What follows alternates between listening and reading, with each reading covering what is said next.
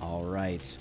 We have a new DLC for the last spell that launched today called the Elves of Amberwald. And I'm going to go over what's in the free patch as given to everyone who plays the last spell, and then also what is specifically in the DLC. Historically, I have done this by providing slides and going through that whole thing. We're going to try something a little different today. We are going to roll the dice with actually demoing it all live.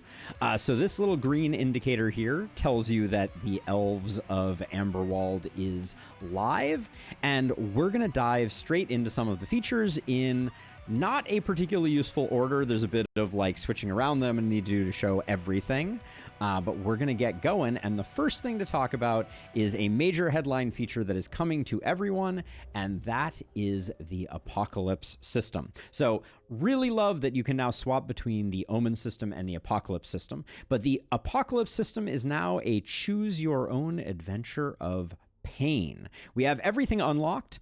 When you initially start playing the game, you will not have everything unlocked, and you will need to beat a run at Apocalypse 5 in order to unlock additional modifiers, and then the same thing at 16 and 32. But the idea behind this is that each one of these, and at some point I'll probably do a video where I go over all of these and the nature of them, but you will be able to select how much challenge you want to bring in. This one, as an example, means that 90% less claws will show up, which means lots of other baddies are going to show up. Lots more hoppers and accursed and awful things like this. This feels very punishing. Similarly, heroes blocking vision is something we could toggle on, more materials cost, so on and so forth. No defenses around the circle is something that can be blocked. And interestingly, if you go really ham, you can now go, it appears, if I keep going here, you can go all the way. So you can go above 40 Apocalypse now. We tried out a run at 40 Apocalypse and it was already pretty devastating. But I love the fact that you now have these options. Very cool. You can clear, you can toggle things on. You can also select something and then get a copy of a code that you can share with someone else. They can paste it into their game and get the same setup. So if I clear this and do this and paste in the code, you can now design challenge runs for one another, which I think is a super cool social feature that I'm excited to see people designing challenges around that. But very exciting new system coming to everyone who already owns the last spell, which is super cool. Now, the second thing that we need to talk about is a DLC specific feature, and it is this green haven over here, also known as Amberwald. And Amberwald is a DLC exclusive, like I was discussing before. Very interesting map. I'll talk very briefly about it, but we'll save most of that for a map-specific guide. But let's head on in just so that you can see what the heck is going on here. So with Amberwald, they are really trying to push the envelope of what the game is going to look like and how maps are going to manifest. So this is the haven in Amberwald, and there's a few curious features about it that you may immediately notice, like these giant blue highways that lead all the way to the last spell. Interestingly, all of this blue terrain is actually plains, which means you cannot build buildings there. Right now, we can't build buildings at all, but what that means is you can't build walls here, and you actually can't build defenses around the last spell because all of this is not buildable except with traps. So you could hypothetically build traps in that space. Makes for a very interesting game. I just finished my first playthrough yesterday, and it's going live on the YouTube channel now if you want to check it out. But that is the new map. It is a 10-night map, I believe, and the final boss, no spoilers here, is very interesting and has some kind of like new properties to it. The next part of the DLC, and I think you always get at least one when it comes to this new map, is now we have elves. And elves have a variety of new features, just like dwarves did. Specifically, all elves come with Into the Wild, which makes them extra nimbly bimbly. They can jump over things with less movement. And when they are inside the haven, they take a damage penalty. And when they are outside the haven, they gain accuracy. So as I was mentioning before, as I mouse over this, you can see that the haven does not extend into those blue tiles. And if I were to take this hero, who currently has negative 18 damage, and move them to here, now they are in the wild, and by being in the wild, now they have positive damage. So very interesting. We'll have to see how that plays out. Elves also have their own perk column. Each one of these has 2 options. I will do a deep dive on elves where we will talk about all of the different options associated with them. But very interesting perks coming with the elves. Flicker Strike, I got my eye on you for momentum heroes moving forward. But that is elves added with the DLC. You need to have the DLC in order to be able to use elves. The next component of the DLC is also featured on the map, and that is the flowers that you see around. There are 3 types of seeds that were added. We have, seeds are sometimes hard to click on, but we have the abalone seed that gives you the ability to purge buffs on enemies. That includes purging charged on Twisted and immunity on Twisted. It also reduces their resistance and has quite the range, as you can see. Then we have a second one, which is the snake seed. This one is a way to build a defense that grants contagion. I'm very excited about that for early game poison heroes. I think that could be really, really cool. And it also applies a bunch of poison to everyone around. And then last but not least, the Falcon Seed is a multi-hit isolation thing that you can use to knock some baddies out. Incidentally, all 3 of these also have an upgrade. We'll talk about that more in another video, but a cool little addition that's coming with that will be available to you on all maps. This map just happens to come with a bunch of free versions of that. Incidentally, there is a 4th thing on the map. These are specific to the map, the amber-infused sprouts. They are important to the progression of the map, but like I said, no spoilers in this video. The next headlining feature is new equipment. So we have 3 new weapons. I won't go into insane amount of detail here, but we have boomerangs that are a multi-hit ranged weapon. They also come with some stun ability and some more stun ability. And then last but not least, the boomerang's interesting thing is that it will sometimes ricochet off of stunned enemies within a range for some extra damage as a propagate attack, I believe. Yes, there it is. Ricochet as a propagate attack. We'll talk more about that when we go on the deep dive for boomerangs. Then we have the claws. The claws are our melee weapon. It is a 2-hander that is isolation focused / mobility focused. So you get some isolated attacks, you get a little bit of mobility, you have a bit of an AoE, and Feral Instincts gives you additional multi-hits on all of your attacks on this weapon if you have killed 3 isolated enemies or hit 3 isolated enemies in a given turn. Very interesting. Gonna have to see how that plays out. I'm not sure if it's super strong or not, but if you wanted to be Wolverine, you have your chance. Then last but not least is the Sacred Flower, which is a poison-based item. Its kind of niche is very interesting in that it has a purge that works on you, so you can remove your own poison. It has a follow attack, almost a la the magic staff, but that applies contagion, and then the craziest shaped AoE you will ever see. Absolutely bizarre at 8 mana swirly craziness.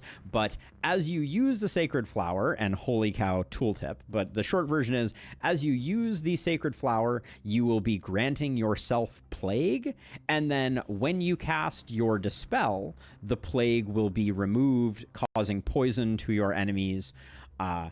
And if you are hit, the plague will also get reset and will pop and cause poison to you, and I think also poison to things that are surrounding you. So 3 very interesting weapons that they are adding as part of this DLC as well. And we'll do some build guides, figure out where they fit into things, etc. But at this point, to continue demonstrating some of the goodness, we're going to switch over to a different save so that I can demonstrate some of the other things that have been added. Thank you again to Ishtar Games, who provided me a pre-release copy along with fully fleshed out saves so that I could do some of this work here. Truly appreciated. But I have my test over here because I was thinking we would also try out the weapons really quickly in this video. Maybe. But the first thing that I wanted to go into the Orichalcum and talk a bit about unlocks, just so that everyone is aware.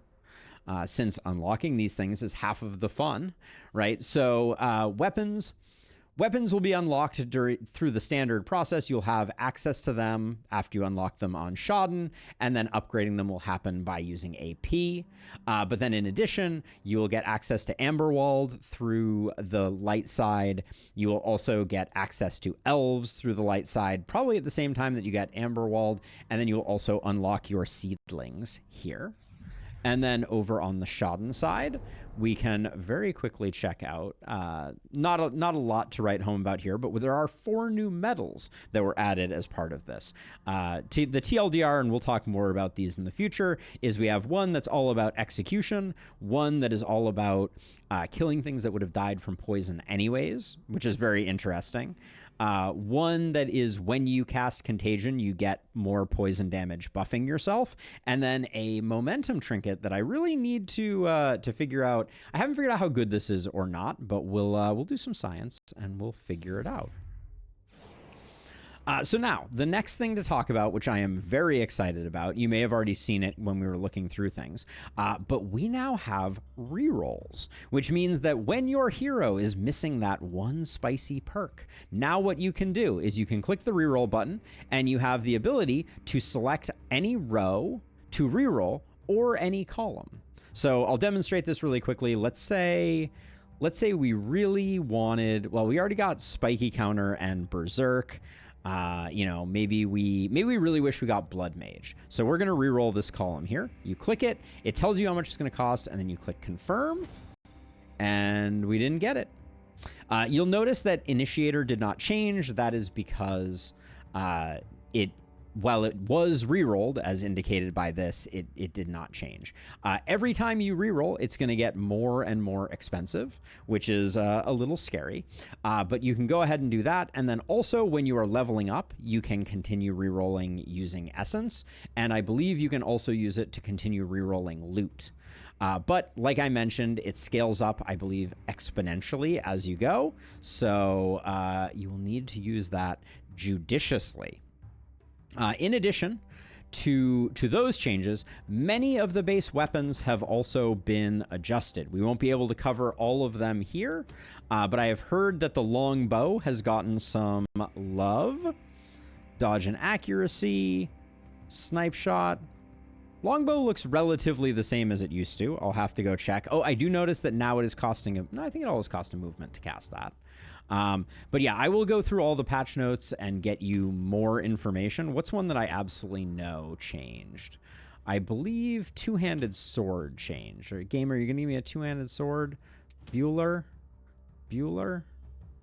This is the first time in last spell history that I've been rolling for a two-handed sword, and the irony that I have not been able to get one is off the charts. But oh yeah, we don't want to sell those. Let's see. We can sell like your stuff because I don't really care about you.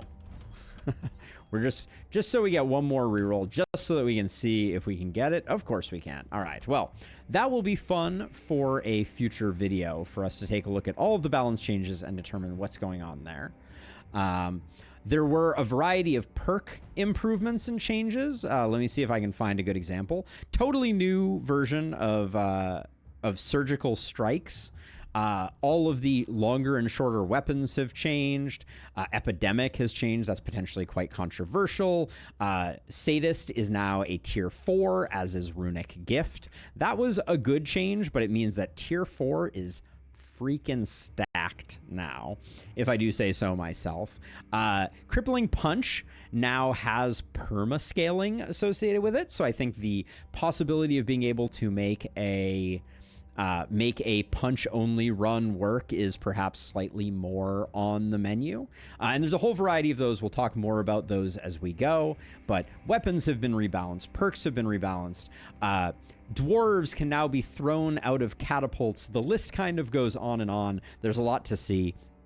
But I think what we will end with here is I'm just going to take a moment and we're just going to use some of the new weapons really quickly to see what's going on with them. We only ended up selling your weapon. Could we get you any weapon? We could. We could get you a boomerang. Just so we have a second boomerang in the mix. There we go. All right. And we'll put you over here. And yeah, let's just get some enemies coming out. And we'll demonstrate some of the new hotness real quick here, just so you can get a flavor for it. If you want to see more, I just did a run on YouTube where I played at least some with all of these weapons, but not necessarily to the degree that they deserved it. But we'll take a look at the boomerang. The boomerang has a 2-cost, 3-attack version, which is interesting. But the boomerang has some weird... some really weird options here. You got a nice little like arcing type of thing. And then to my previous point with Ricochet, my understanding now is I believe if I hit you, you, and you, I think we should also see a propagate emit from this guy. Boom. And that propagate hit these 3. Pretty interesting, honestly, if you ask me. There's something interesting about the way that works that now I wonder, does that, oh, we don't have a stun anymore. All right. Well, we'll leave that for the moment, but you can imagine how that could play with other things. Now, the other thing that we have going on is we got, if you want to be Wolverine, we got Sharpened Claws here that increases your damage. We also have Shadow Step, which is a maneuver ability that is not cardinally locked. So we can zip in like this. And let's see, we don't currently have a isolated target. So I'm going to go ahead and do something like this to try and get us an isolated target in hopes that I can demonstrate the way that the claw works. And how much AP have you used? You still have 5. All right, so we'll do this. So if you move to here, we can do this. And what you see there is Feral Instincts just procced once. I think I can probably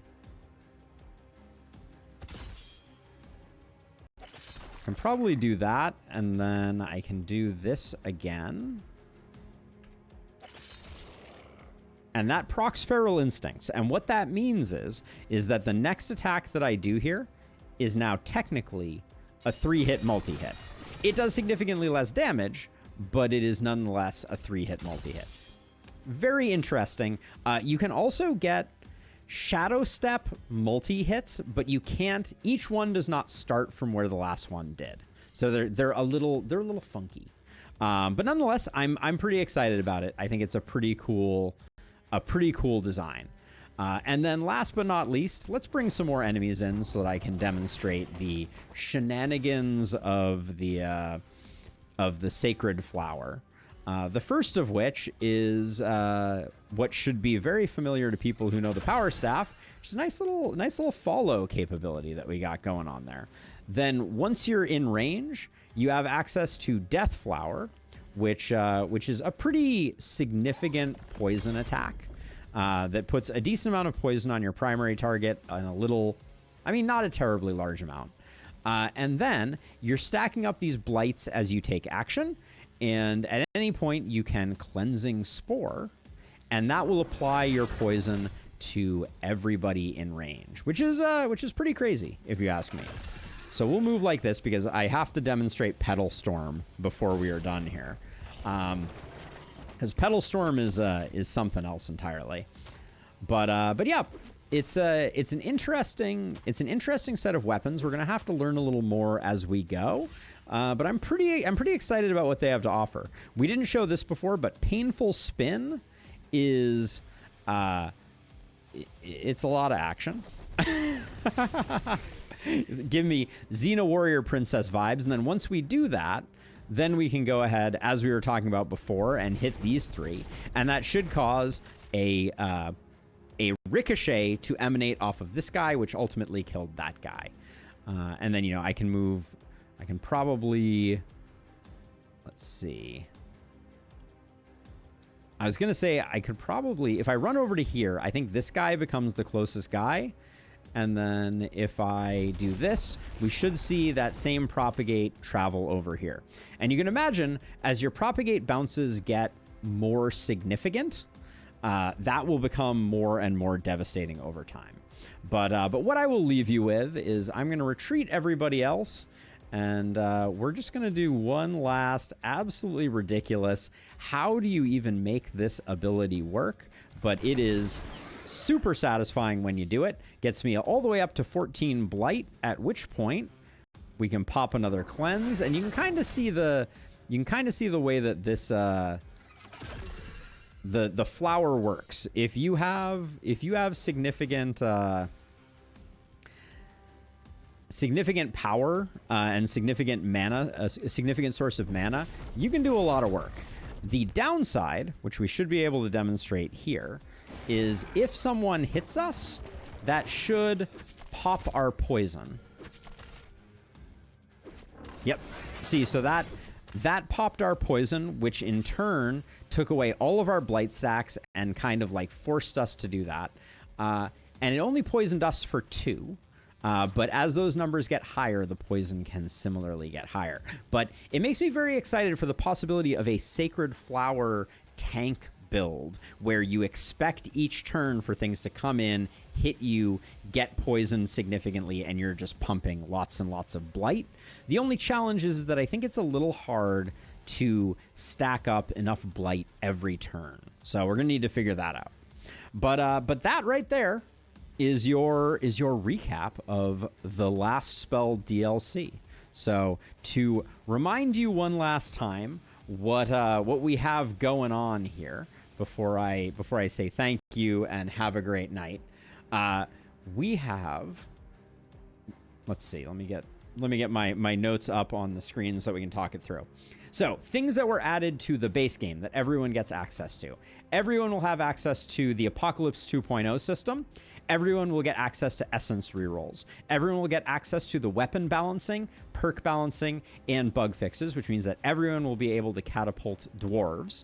And then if you're into the Last Spell, for under $10 at the moment, and soon to be $10, you can get access to the new map Amberwald, the Elves, the Seeds, and 3 new weapons in the Boomerang, the Sacred Flower, and the Claws, as well as 4 new bark metals. So with that, I hope this proved useful. I'm going to be doing a whole bunch of additional videos. Like I'll do a deep dive on the weapons. I'll do a deep dive on the balance changes, deep dive on the map where I will actually explain the strategy for killing the boss, etc. We'll talk more about some of the different mechanics, but in the meantime, happy last spelling. Thank you for watching. If this was at all useful to you, feel free to hit that subscribe button, and I'll be back with more content soon. Also, check it out.